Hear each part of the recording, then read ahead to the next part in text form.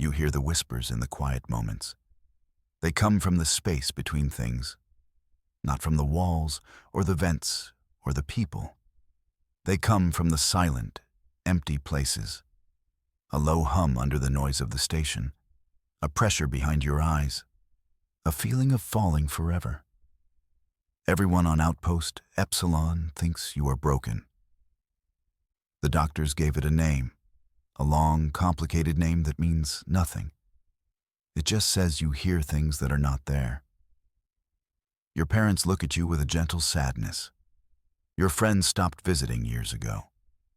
They are afraid of the quiet in your eyes. You work in atmospheric maintenance, deep in the station's metal guts. It is a lonely job. No one bothers you down here. The air recyclers make a constant, loud drone, but the drone is a real sound. It covers the whispers sometimes. It gives you a moment of peace. You have learned not to talk about the whispers. You tried once, when you were a child. You told your teacher the stars were singing a sad song. They sent you to the station counselor. Now you just nod and say, "You are fine." It is easier that way. Sometimes the whispers change. They spike, like a warning. A few minutes before a power grid flickers, you feel it. A cold tingle runs down your spine. Just before a pipe bursts in the lower levels, you hear a sharp crackle in your mind. You never say anything. They would just call you crazy again. And maybe you are. At night, you turn off the lights in your small cabin. You stare out the viewport. You look past the station's running lights, past the distant glimmer of your system's star. You look at the true dark, the endless, perfect black between the points of light. The whispers are loudest then. They feel like home. You are cleaning a primary air filter. Your hands are covered in gray grease. The work is simple. It is predictable. You do not mind the solitude. Suddenly, the whispers in your head sharpen. They change from a low hum to a focused point. A new sound, a different sound. It is a feeling of arrival. An hour later, the station alarms blare. A ship has dropped out of fold space without a flight plan. An unscheduled arrival. It is a military vessel, a Hunter-class scout ship. It looks sharp and dangerous, like a shard of obsidian against the stars. Its name is painted on the side, Stray Dog. The station commander is flustered. Military ships never come here. Epsilon is a forgotten speck of dust, a place for miners and scientists and cast-offs, not for soldiers. The scout ship offers no explanation. It simply requests docking clearance and a complete personnel file for everyone on the station. You finish your shift and head to the mess hall. Everyone is talking about the warship. They are scared or excited. You are just tired. The new whisper is still there. A persistent, clean note in the usual chaos of your mind. It seems to be coming from the docked ship. You try to ignore it.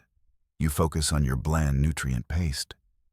Then, two figures in crisp, gray uniforms walk into the mess hall. They move with a purpose that makes everyone else look sloppy. The station falls silent. One is a tall man with a stern face. The other is a woman. Her eyes scan the room once. They land on you, and they do not move. Her name is Captain Eva Rostova. She walks directly to your table. Her boots make no sound on the metal floor. She does not look at your greasy jumpsuit or your tired face. She looks into your eyes, as if she is searching for something. "Are you the one?" she asks. Her voice is calm, but the question hangs in the air like a blade. The whispers in your head surge. They answer for you with a silent, screaming yes. Captain Rostova takes you from the mess hall. The station commander protests weakly. He says you are just a maintenance tech. He mentions your medical file. He uses the word unstable. Rostova ignores him. She leads you toward the airlock, toward the military scout ship. The whispers get stronger with every step. They feel less like a song and more like a voice trying to form a word it does not know. You are brought aboard the Stray Dog. The air inside smells clean and cold, like ozone and polished metal. There are no friendly faces here, just crew members who watch you with suspicion. They see a greasy technician in a dirty jumpsuit. They wonder why their captain is interested in you. You wonder the same thing. Frankly, you are hoping this is all a big mistake. They do not put you in a brig. They guide you to the medical bay. It contains a small, sealed observation room. The walls are covered in black, foam pyramids. They absorb all sound. An anechoic chamber. A cage of perfect, absolute silence. A scientist in a white coat explains its function. He uses big words. You just nod. You know what it is. It is a place with no echoes. They ask you to sit on a simple chair in the middle of the room. They attach small sensors to your temples, to your chest. They say it is just for monitoring. The heavy door seals shut with a soft hiss. The sound of your own breathing becomes a storm in your ears. The beating of your heart is a war drum. For the first time in your life, you are in a place with no sound. But the whispers are still there. They have not changed. They have not faded. They are inside you, not outside. The scientist on the other side of the thick glass looks at his monitor. He frowns. He speaks into a microphone. Can you hear me? His voice is tinny, distant. You nod. And the anomalous auditory phenomena? He asks. You just look at him. He understands. His frown deepens. For hours they watch you. They run scans. They check your brain activity, your heart rate, your biometrics. Everything is normal. You are perfectly healthy. You are just a boy who hears the void. Outside your silent cage, the ship's crew is tense. Rostova is watching the system star. A solar flare is coming, a big one. The station and her ship are preparing for the radiation surge. Standard procedure. Nothing to worry about. Then, something inside your head breaks. The whispers, the familiar humming chorus, they shatter. A single piercing note screams through your mind. It is a pain so sharp it steals your breath. You clutch your head. You gasp. On the other side of the glass, the scientist stands up, alarmed. Captain Rostova rushes into the observation room. What is it? She demands. You look up at her. Your vision is blurry. It's wrong, you manage to say. The storm, it's not just one. Rostova checks a data slate. The flare is a single event. Our sensors are clear. You shake your head, gritting your teeth against the pain. No, you insist. There's another one. A different one. Coming from behind. The science officer scoffs. That's impossible. Our long-range sensors would see it. Rostova looks from the officer's confident face to your pained one. She hesitates for a single, critical second. Then, a new alarm screams through the ship. A proximity alert, a radiation warning from the aft sensors. A second wave of star-borne particles has just hit them. A rogue wave. From an angle they never expected. It came from nowhere. Just as you said it would. The pain in your head subsides. The screaming note fades back into the familiar whispers. You are exhausted. But you are no longer just the broken boy. You are the boy who saw the storm before the sensors. Rostova kneels in front of you. Her expression is no longer just curious. It is something else entirely. Something that looks a little like hope and a lot like fear. Captain Rostova dismisses the science officer. She sits across from you. The med bay is quiet now. The alarms have stopped. The crew is busy managing the energy surges from the unexpected storm. She does not ask you how you knew. She does not treat you like a puzzle to be solved. She talks to you like an equal. I need to tell you why we are really here, she says. Her voice is low. This is a matter of species survival. That seems a bit dramatic. You have spent your life cleaning vents. Survival usually meant not inhaling toxic fumes. She continues. An old enemy has returned. We call them the Dominion. She shows you her data slate. Images appear. Vast, crystalline ships. They look like shattered geodes. Beautiful and deadly.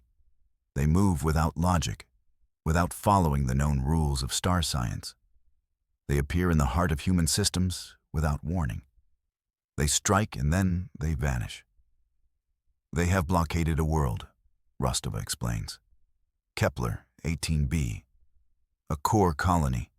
10 billion people. Our fleets tried to break the blockade. They were annihilated. The images change. They show the wreckage of human ships, drifting like tombs in the silent dark. The Dominion fleet surrounds the planet, an iron fist clenched around a fragile world. We cannot fight them, she says, her voice tight. We cannot predict them. They do not use fold space drives like we do. They travel through something else, and when they arrive, there is a strange energy signature, a residual echo that our sensors can barely detect. She pauses. She looks at you intently, an echo that fades almost instantly. You understand.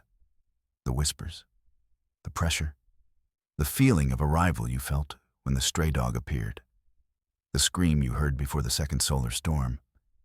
It was not a storm. It was them. It was a Dominion ship or a fleet passing through their hidden paths, passing close enough for you to hear them. We have been searching for years, Rostova says, looking for anyone who might be sensitive to these echoes. We found old records, forgotten research, theories about a primal human sense, a connection to the fabric of space-time itself. Most experts called it nonsense. She offers a small, grim smile. Then we found your medical file. Auditory spatial dissociative disorder. You mean broken, you say. The word tastes like ash. No, Rostova replies, her voice firm. I mean a key. You are not hearing things that are not there. You are hearing things that no one else can. You are hearing the Dominion. You are hearing their secret roads through the stars. The magnitude of her words settles over you. The curse you have carried your entire life might be a weapon. You are flown from Epsilon Station. The stray dog makes a series of short, sharp jumps. They are taking precautions. They do not want to be followed. You arrive in a place with no name, a hollowed-out asteroid in a dense, swirling field of rock and ice.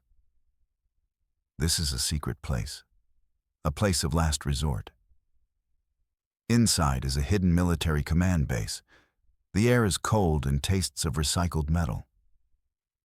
You are escorted through stark corridors, past soldiers who stare at you with a mixture of awe and distrust. They have heard the rumors. The boy who talks to ghosts. You are led into a vast command center. A holographic map of the galaxy glows in the middle of the room. Red icons swarm around a single, besieged blue world. Kepler, 18b. An old man in a stark white uniform turns to face you. His face is a roadmap of scars and hard decisions. His eyes are chips of ice.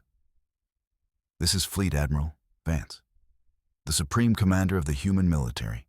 He's a legend, a man who has held the line against a dozen threats. And now he looks desperate.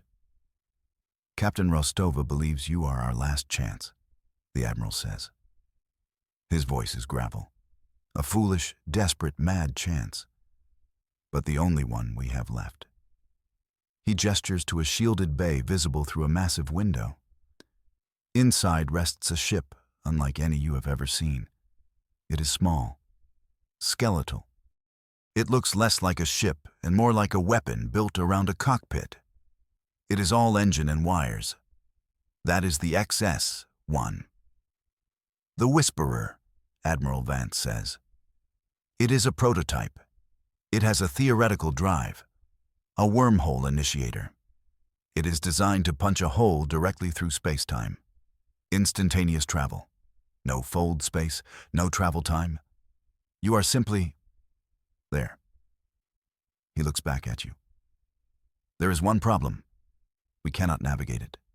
We can open the door, but we cannot choose the room on the other side. The exit is completely random.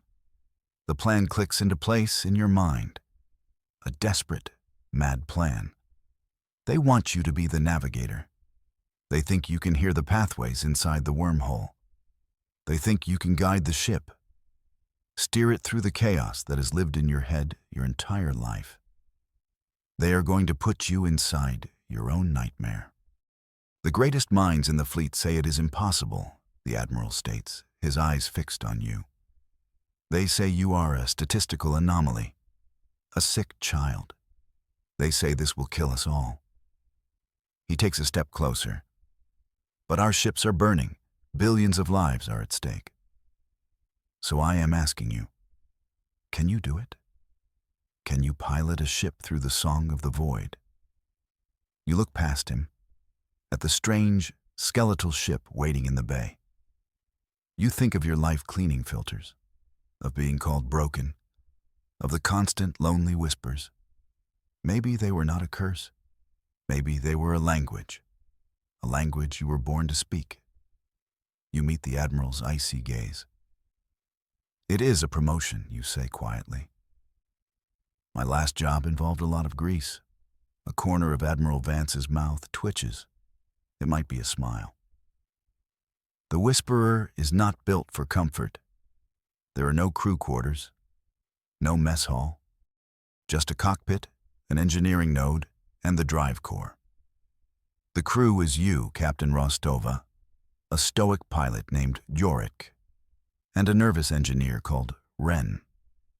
4 people on a ship built to travel through an impossibility. Wren keeps checking his console. He mutters about energy fluctuations. He seems to be sweating a lot. It is not very reassuring. They strap you into the navigator's couch. It is not a chair. It is a harness that holds you suspended in a gel-filled cradle. Wires and silver filaments connect a helmet to the ship's systems. The gel is cold. It feels like being submerged in liquid silence. Rostova stands beside you. She gives your shoulder a firm squeeze. Just listen, she says, like you did before. Find the quiet path. The pilot, Yorick, begins the pre-flight check. His voice is a calm monotone over the comms. Drive core is stable. Energy fields are nominal. Initiator sequence primed. Wren the engineer nervously adds, "All green here, Captain." "Mostly green." Rostova shoots him a look. "Mostly?" she asks. Wren just shrugs and tries to look busy. You decide you are not a fan of Wren. "Engage the drive," Rostova commands. The world outside your cockpit vanishes. The metal walls of the hangar disappear. The stars do not streak by. They simply cease to exist. There is no sensation of movement, no acceleration. One moment you are in the asteroid base. The next, you are nowhere. You are inside the whisper. It is not a whisper anymore. It is a symphony. A deafening, blinding, crushing symphony. Colors you have no names for swirl around you. Sounds that are also shapes and pressures press in from all sides. It is the chaos from your mind made real. A universe of pure, untamed energy. This is the space between spaces. The void, the maelstrom. Fear is a cold fist around your heart. You want to scream. But you remember Rostova's words. Just listen. You force yourself to breathe, to push past the terror. You focus on the storm, and for the first time, you sense a structure within it. It is not just random noise. There are currents, rivers of flowing energy, countless pathways branching and weaving through the chaos. Some are violent torrents, raging and unstable. Others are faint threads, almost silent, almost peaceful. The whispers were just echoes from the shore. Now you are in the ocean itself. You can feel the tides. You can read the currents. Your gift is not passive anymore. The helmet on your head translates your focus into navigation data. A holographic map appears in front of Jorek. It is a swirling mess of light, useless to him. But you can see it. You can see the paths. There, you say. Your voice is strained. You focus your entire being on a single, calm, blue thread in the storm of colors. A quiet path, the ship lurches, not physically, but your senses twist. The symphony shifts its key. The violent reds and oranges recede. The calm blue thread grows brighter, pulling you forward. That way. Follow that path. You are not just a passenger anymore. You are the conductor of the void. You are speaking its name, and it is listening.